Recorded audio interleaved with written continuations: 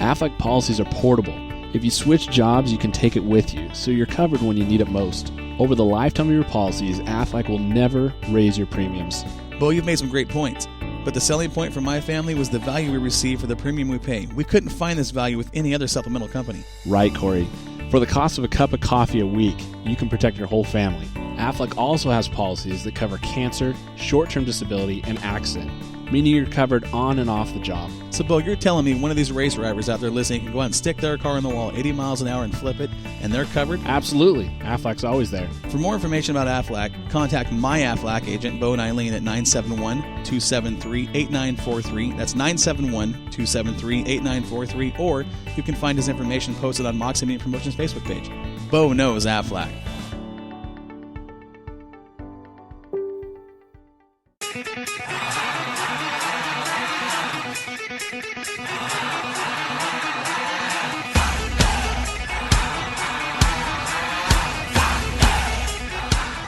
Now back to Northwest Dirt News from the Jetstream Aqua Massage Studio, live on Spreaker Radio.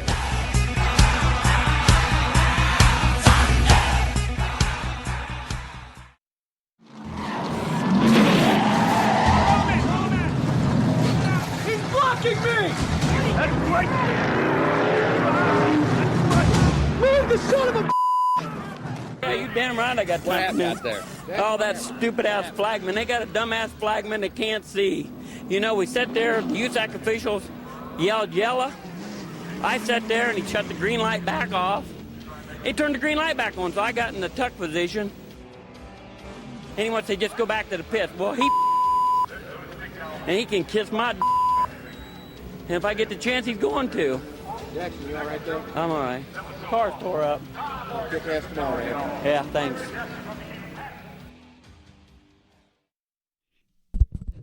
All right, it is time for the High Octane Diecast Hot Pit here on Northwest Dirt News. Tonight's caller, Mr. Doug Davenport. Doug, are you there? Yeah. What's going on, buddy?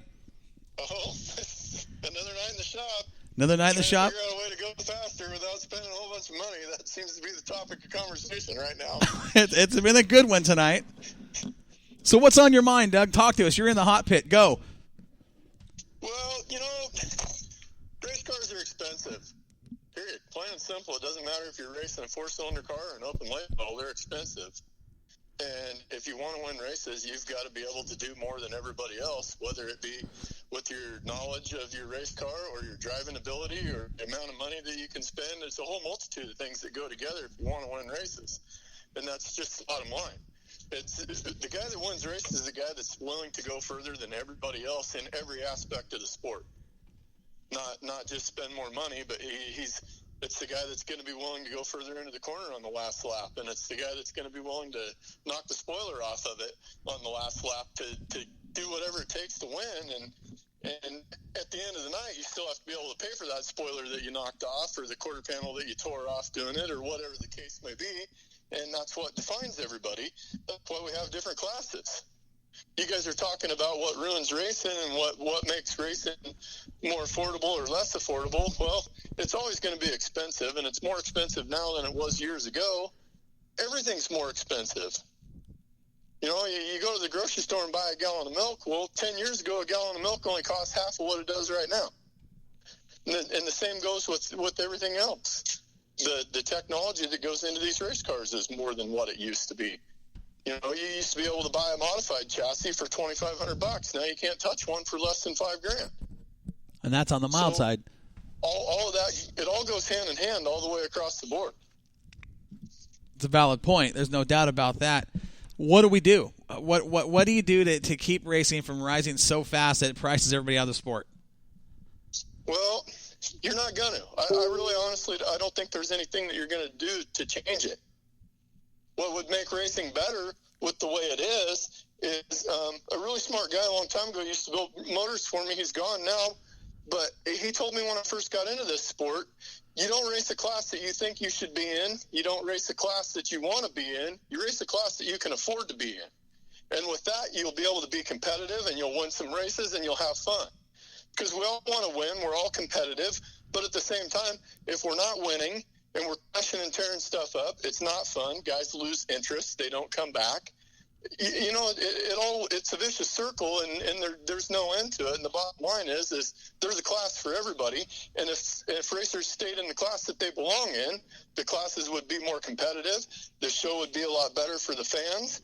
The whole circle of racing would be better all the way around.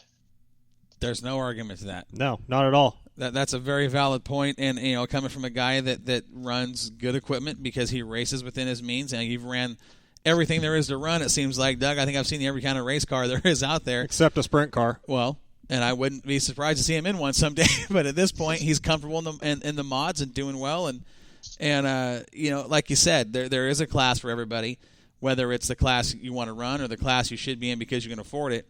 And I mentioned it earlier, and so do the duties. Guys go out, try to get into a race car. Oh, I want to run late models. They'll mortgage their house, divorce their wife, and live off top ramen to go racing and end up losing everything, and there's nothing in the world worth that. Well, and the bad part about it is that same guy that mortgages his house and loses his marriage and lives on top ramen and walks around with holes in his shoes because he wants to go late model racing so bad he can taste it. He's the first guy to stand at the pit meeting and bitch about what we got to do to make racing cheaper. Right. Well, the first thing you're going to do to make racing cheaper is race a class you can afford. Don't ruin a class that other guys can afford just because you think you should be part of it. But unfortunately, that's the way our society as a whole in America is now. Everybody deserves, everybody gets to play, everybody should be able to do what the next guy does. Well, the fact of the matter is not everybody gets to do what the other guy does. And instead of trying to dumb down and make the higher classes cheaper so everybody can afford them, why don't we equal up the lower classes and make them more competitive so guys can race and win in those classes and have more fun at racing and keep interest? When there's better racing on the racetrack, there's more people in the grandstands, the whole racing economy grows. When you've got 2 or 3 guys out there that are racing against each other, and then the other 4 or 5 or 7 or 10 or however many other guys there is in the field are just there for field fillers, fans don't want to see that. They quit coming to the racetrack. So then what happens? The promoters got to up the prices because they've got a bottom line they've got to make. Well, then it comes back to the racer. Well, if we don't have as many people in our grandstands, we still have to pay the bills, so guess what? Your entry fees go up. It all comes back to the racer ends up paying for it.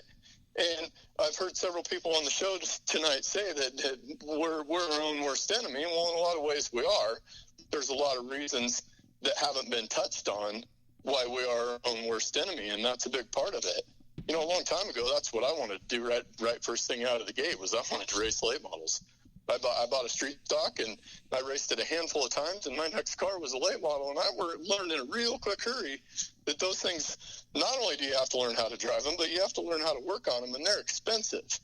And when you've only got a couple of $1,000s a year to spend on a race car, you need to race a car that only takes a couple of $1,000s a year to race, not a race car that takes $1,000 every race to race. You're not going to get very far with that. No kidding. Valid point. And we've seen a lot of guys do it. We've said it earlier today. Everybody has seen that guy at some point at a racetrack wherever you go.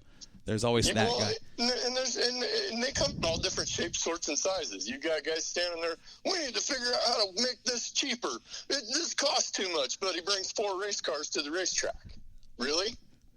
Most guys can only afford 1 race car. Uh-huh. You've got 4 of them at the racetrack, and you're bitching about how much racing costs. Give me a break. Well, I can't argue with that either. I mean, that is pure truth. Unfortunately, we can't turn anybody away. We need everybody that we can get, but racers are their own worst enemies. And it isn't just in racing, it's in every sport, everywhere.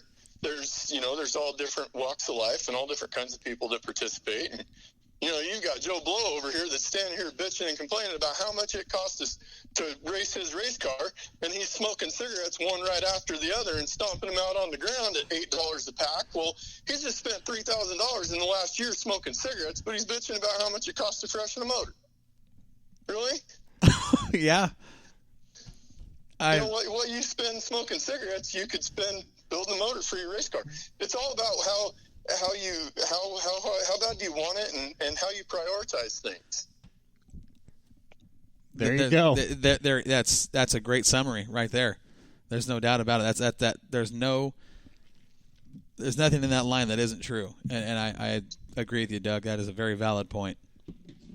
He just summed it all up into 5 seconds of what we've been trying to say all night. He did. I mean, a lot of guys have, the big topic you guys have had is the cost of racing, period. Well, it's a multitude of things on so many different levels that make it more expensive. But ultimately, the racers are the ones racing, so we're the ones that pay for it. And it's always going to be that way. It's never going to change.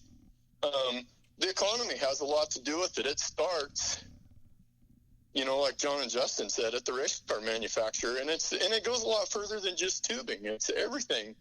Those guys have got racers, or they've got a fabricator welding these cars together. Well, they want a top-notch welder welding these race cars together. 15 years ago, a top-notch welder would work for $15 or $16 an hour. Now the kid sweeping floors at that shop gets $15 or $16 an hour. A lot of truth to that. And that same welder's now making $30, $32 an hour. They can't sell you a modified for $2,500 anymore because it costs them 3 times that much to build it. So now your chassis that used to be for a bare chassis with what used to be with Nerf bars and bumpers, we don't have Nerf bars anymore, but we get bumpers and we get a couple other brackets in place of them. It's $5,000. And 15 years ago, there was no, like John said, there was no such thing as powder coat. Mm-hmm. Well, now there is, and almost every race car is powder coated. Well, that's a couple $100 extra, and anybody that knows anything about material and stress relief and anything like that, they're going to powder coat a car. It just makes them better. It's more durable. Everything about it's better. So you're going to spend that money. It's keeping up. So, and it goes on up the line from there. The tires. When I first started racing mods 15 years ago, I think we were paying $79 or $80 for a G60. And now, to be brutally honest with you, I don't even look at my bill when I order tires. I just buy them. But I think they're somewhere around $125 or $126 or something now for a tire that's actually not as good as what we were buying 15 years ago. The tires are synthetic now. They're not even a real rubber tire. They don't last as long. They don't work as well. They're a piece of crap. They cost more. Well, I didn't want to say it, but yeah, Joel, you're right. They are a piece of crap. The heat they cycles. Are a piece of crap, but at least we're all on the same piece of crap. Right. I think that's the one thing that'll kill that argument. Well, everybody's on the same piece of crap tire. They have to race the same tire. And greed comes into it. Everybody wants a piece of the pie. The National Touring Series promoter wants they want a cut of the tire to have their name on it and have it be their tire. Mm-hmm.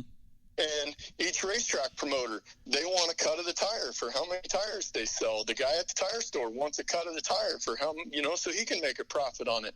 Well, the tire manufacturer isn't going to drop the price of the tire so all these guys can make a buck. Right. They're going to raise the price of the tire so all those guys can make a buck. Who's going to pay it? The racer is. There you go. Yep. And John mentioned fuel. Fuel's huge. I screwed around with late models for a couple of years, and out here on the West Coast for good fuel for a good high compression aluminum engine, what you need to run up front in a late model, it's $14 or $15 a gallon.